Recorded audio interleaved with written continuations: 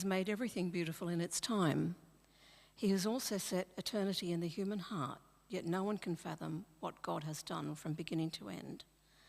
I know that there is nothing better for people than to be happy and to do good while they live, that each of them may eat and drink and find satisfaction in all their toil. This is the gift of God. Chapter 9, 1-3. So I reflected on all of this and concluded that the righteous and the wise and what they do are in God's hands, but no one knows whether love or hate awaits them. All share a common destiny, the righteous and the wicked, the good and the bad, the clean and the unclean, those who offer sacrifices and those who do not. As it is with the good, so with the sinful. As it is with those who take oaths, so with those who are afraid to take them.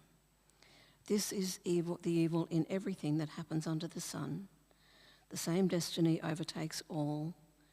The hearts of people, moreover, are full of evil, and there is madness in their hearts while they live, and afterwards they join the dead. Chapter 12, verses 8-14. Meaningless, meaningless, says the teacher. Everything is meaningless. Not only was the teacher wise, but he also imparted knowledge to the people. He pondered and searched out and set in order many proverbs. The teacher searched to find just the right words, and what he wrote was upright and true. The words of the wise are like goads, their collected sayings like firmly embedded nails given by one shepherd. Be warned, my son, of anything in addition to them. Of making many books there is no end, and much study wearies the body. Now all has been heard. Here is the conclusion of the matter. Fear God and keep his commandments. This is the duty of all mankind. For God will bring every deed into judgment, including every hidden thing, whether it is good or evil.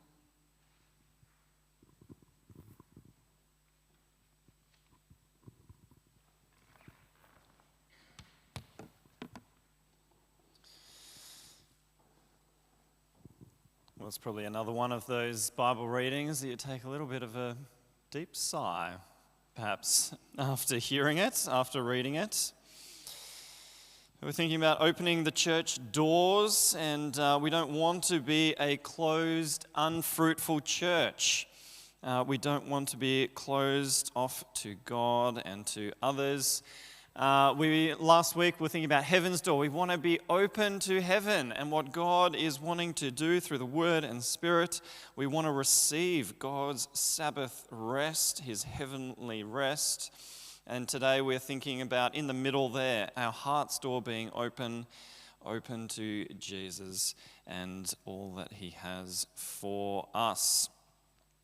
Well, there's something about thinking about the heart, and I think kids are an amazing way for us to be reminded of living from the heart and what's going on in our heart, because kids so often they wear their heart on their sleeve, don't they? Or they haven't learnt how not to. They haven't learnt yet some of the things us adults learn to, like, oh, that little bit, and oh, that's not there, and they only know somewhat how to be honest with what is going on in their heart. There's also this beautiful phase that so many kids go through. Lots of kids do this, where they ask why, and then they back it up with another why, and then you give an answer to that, and it's just why. It's a beautiful phase that they go through as they're wanting to explore and understand the world and grasp it in their minds. It's like, how does this work and how does this function? And wanting to know God's good world. Some people don't grow out of that phase. They just keep asking why. We call them scientists. And they're wonderful people. They're the ones who ask the why, going really deep on something and focusing in. Why? Like, actually, no. Why does that apple fall from the tree? Why? It's a wonderful thing. The people who ask those why questions in a really broad way, really big whys, we call them philosophers. Sometimes we call them theologians. Well, as we take a look at the book of Ecclesiastes, it's written by King Solomon. This is King David's son. David was the David and Goliath David. He became a great king of Israel and wrote many of the Psalms. And then his son, Solomon, became a great king as well. He became the king, and he seemed to have a bit of a golden age with everything going for him. And God gifted him wisdom. And Ecclesiastes reads like something written by someone who has spent their time asking why, experiencing all of the things, but asking why. Seeing a lot of humanity, the good, the bad, the ugly, and then coming up with his final appraisal as an older man now, sharing what he's learnt. And it reads as something that is refreshingly bleak and blunt and yet beautiful. There's a refreshing element to it, even as it is bleak and blunt. It is still beautiful.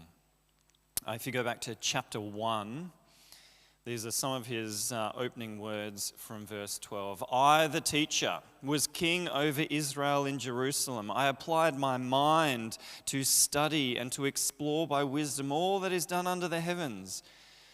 What a heavy burden God has laid on mankind. I've seen all the things that are done under the sun. All of them are meaningless, a chasing after the wind. What is crooked cannot be straightened. What is lacking cannot be counted. I said to myself, look, I have increased in wisdom more than anyone who was over Jerusalem before me. I've experienced much of wisdom and knowledge. Then I applied myself to the understanding of wisdom and also of madness and folly. But I learnt that this too is a chasing after the wind. For with much wisdom comes much sorrow. The more knowledge, the more grief. Do you ever feel like that as an adult? Sometimes the more you know, the more there's sorrow, the more you experience, the more you see, the more there is grief. There is such a thing as being blissfully unaware, just not knowing. There are some things I don't want to know some things. I don't mind going to Bunnings and getting a sausage there and enjoying the sausage. I don't want to know how the sausage is made. There's a certain kind of happiness in naivety. Sometimes I'd rather not watch the news. So why read Ecclesiastes? Well, Ecclesiastes is a harsh appraisal of humanity. It is a criticism, particularly a criticism of life that chases after secondary things. It is a criticism of losing sight of the main game. I think Jesus put it more positively. This is the positive version of the same thing. When Jesus says, seek first the kingdom of God, and all these things will be added unto you. Seek first the kingdom. Put the primary things first, God's kingdom first, and everything else will sort itself out around that. Solomon is putting it negatively. Meaningless. Everything is meaningless if you lose sight of the main game. Here's what he writes, and we heard this from chapter 3, verse 9.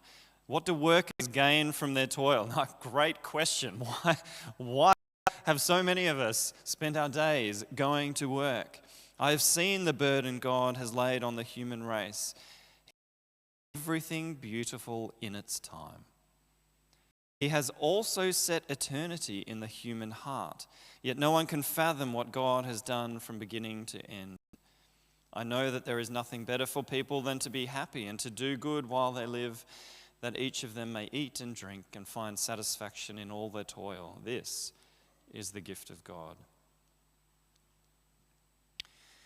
What you should never miss in here is the phrase, He has set eternity in the human heart, yet no one can fathom what God has done from beginning to end. He has set eternity in the human heart. Forget all the external stuff for a while. Forget all the worldly stuff that we might pursue. Forget even all those good things that God has made for us to do and enjoy and accomplish. As you were created, it was set in you. Something was set in you, deep in your heart, deep in your soul. It was encoded, hardwired into you, that eternity is expected to be downloaded somehow into you. There's an expectation set in you of something huge. It's like the bags are packed and you have your itinerary to go on an amazing adventure. And your heart, when you are born, your heart is there waiting at the door, ready to go on an adventure. It spends your whole life, your soul is ready for something amazing, something wonderful, eternity.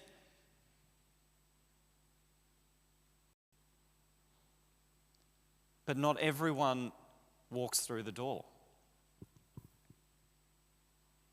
Or at least, not the right door.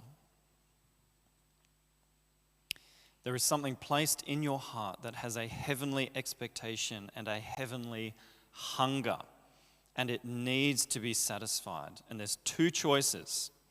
Fill it with lesser things that will never satisfy, or come to the God who is so abundant that no one can fathom what God has done from beginning to end. It's either be completely underwhelmed by lesser things or be completely overwhelmed by the God we even comprehend fully. Be hungry or overflowing. Augustine of Hippo, we refer to him now sometimes as St. Augustine, but he started life as a party animal, as a young man. He tried everything. He was a wild young youth. He had a hunger for everything, and then he came to Jesus. His heart was renewed. His whole life then flipped around when God flooded his heart. He puts it like this: God, you made us and drawn us to yourself, and our heart is restless until it rests in you. That Sabbath rest, that beautiful rest, without it, without God, we are restless. We try and fill that vacuum in our life, that eternity in our heart. We try and fill it with other things, and that didn't work, and that didn't work, and so I need more of that and more of that, and it never satisfies. We are restless until we rest in God.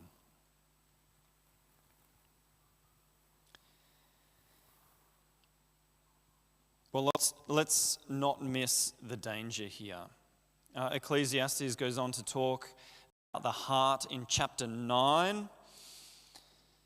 Chapter 9 from verse 1. So I reflected on all this and concluded that the righteous and the wise and what they do are in God's hands. But no one knows whether love or hate awaits them. All share a common destiny, the righteous and the wicked, the good and the bad, the clean and the unclean, those who offer sacrifices and those who do not. As it is with the good, so with the sinful. As it is with those who take oaths, so with those who are afraid to take them. This is the evil in everything that happens under the sun. The same destiny overtakes all. The hearts of people, moreover, are full of evil, and there is madness in their hearts while they live, and afterward they join the dead.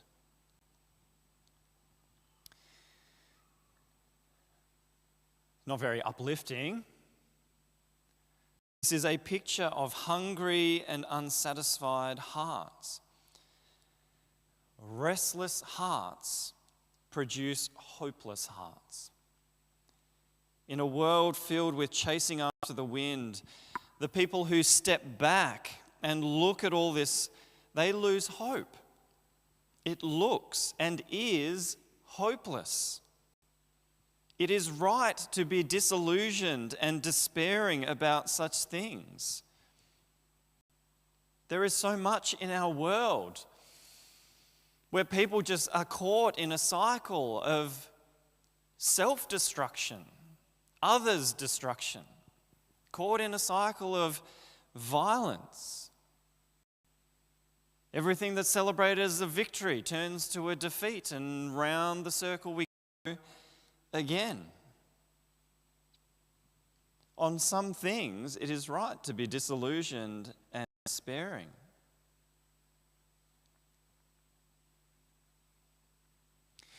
There's a really interesting cultural trend now. For quite a while, people are saying that the church is in decline. And you can look at statistics, the church in Australia, institutional church. You can track those and go, whoa, the church is in decline. And Western secular life is taking over. That chasing after technology and modern comforts and health and wealth, that's the long and winning trajectory. And, the traditional boring church will decline to nothing. Well, perhaps this view underestimates the human heart. Perhaps it sees it clearly, partly, but underestimates what is actually in our heart. There's an unexpected twist to that narrative that is emerging now. That even some, and many young people,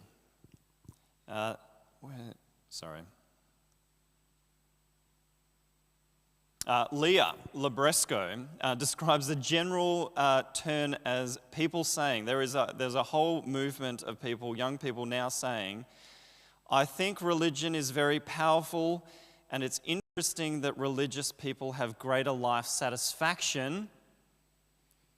So this is Western, secular, technologically minded, entrepreneurial people. I think religion is very powerful, and it's interesting that religious people have greater life satisfaction. So should I try doing religion like it's recreational drugs to see where that takes me? Now,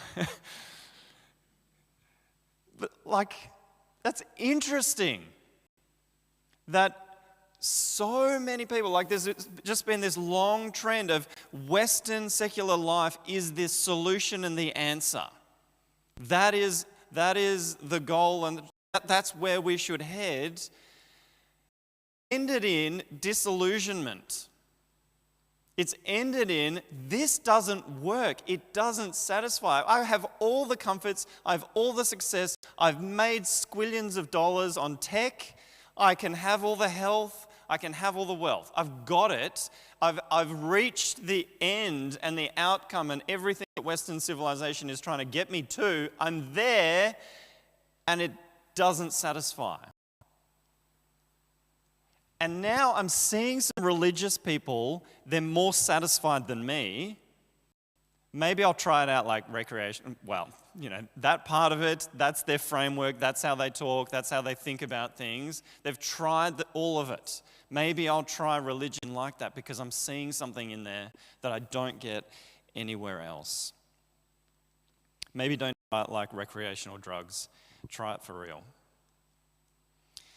This is how Solomon ends Ecclesiastes. Chapter 12, from verse 13. Meaningless, meaningless, says the teacher. Everything is meaningless. Not only was the teacher wise, but he also imparted knowledge to the people. He pondered and searched out and set in order many proverbs. The teacher searched to find just the right words, and what he wrote was upright and true. The words of the wise are like goads, their collected sayings like firmly embedded nails given by one shepherd. Be warned, my son, of anything in addition to them. Of making many books there is no end, and much study wearies. This was thousands of years ago, right? How many books have been written in the meantime, and how many people are wanting to write their own book? Of making many books, there is no end. Now all has been heard. Here is the conclusion of the matter. Fear God and keep his commandments. By fear God, he means be in awe of God. Be so overwhelmed by how massive and wonderful and glorious God is, that eternity that's been set in your heart, have it satisfied in God and walk his ways. Live as the Creator has created you to live, for this is the duty of all. For God will bring every deed into judgment, including every hidden thing, whether it is good or evil. God sees everything that we do. He knows everything that's in our heart and in our actions. He knows it all. He is the good judge of all these things. He knows where we fall short. The wonderful news in Jesus is that where we fall short, there is forgiveness and grace and mercy. And he restores us into relationship with him through Jesus. If we don't keep the main game, then we are lost, restless, and never satisfied. But when we come to Jesus, we are given rest. Our restless hearts find satisfaction and rest.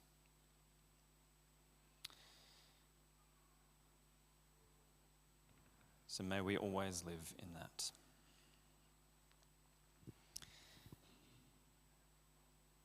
Let's spend some time in prayer. I'll give you a quiet moment, just for you and the Lord.